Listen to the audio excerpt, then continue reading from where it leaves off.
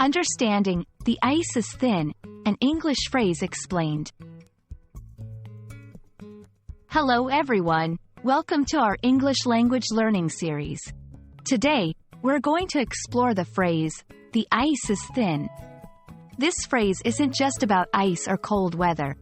It holds a deeper meaning in the English language. Let's dive in and understand what it really signifies. Firstly, let's look at the literal meaning of "the ice is thin." Imagine you're walking on a frozen lake. If the ice is thin, it means the layer of ice isn't thick enough to support much weight. It's fragile and can break easily, potentially leading to dangerous situations. This visual gives us a clue about the metaphorical use of the phrase. In English, saying, "the ice is thin," is a metaphor. It's used to describe a situation that is risky or delicate. When someone says this, they mean that there's a danger of some kind of failure or trouble if things aren't handled carefully. It's like treading on thin ice where one wrong step could lead to a problem. Let's see some examples to understand this better.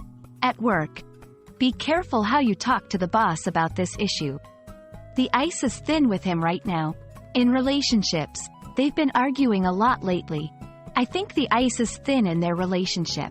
General warning, you're taking too many risks with this project. Remember, the ice is thin.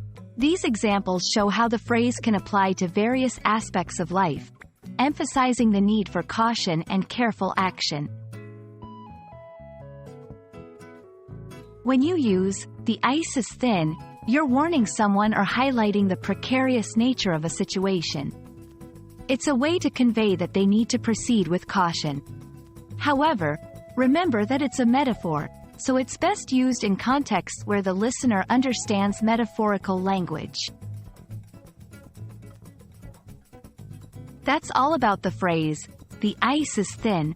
We hope this video helps you understand and use this phrase accurately in your conversations.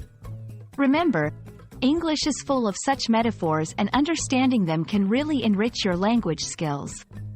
Thanks for watching, and see you in our next lesson.